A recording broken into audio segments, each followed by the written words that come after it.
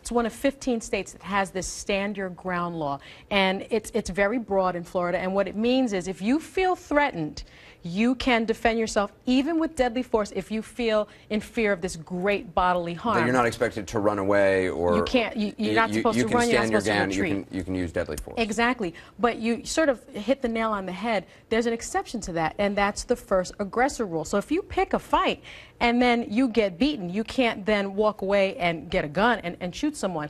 And that seems to be, in my view, the facts of this case. When you think about it, Anderson, you have a kid who had Skittles and a can of iced tea and was walking back to his father's home.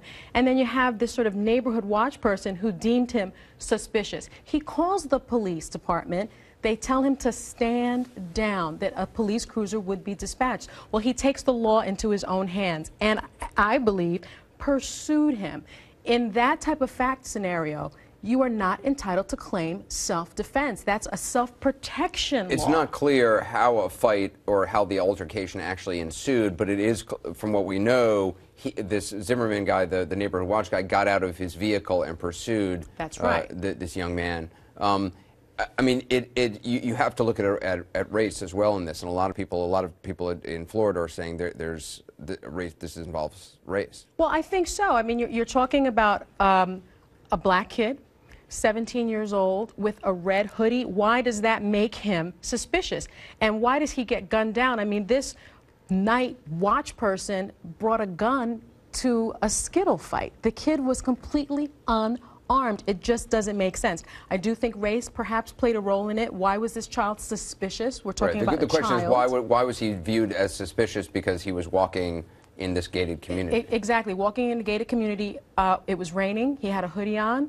And apparently he was walking slowly, and that made him appear suspicious. And local news reports say that people have heard the 911 tape, which has not been released, claim that Zimmerman said, "These a-holes always get away." That's right. And I want to know, what did he mean by that? These what? These black kids? These black people? What did he mean by that? And so I think if all those facts are true, and you look at them, he can't avail himself of this self-defense law. I think also, Anderson, what is so troubling is he hasn't been arrested by the police, and now the case is in the hands of the state.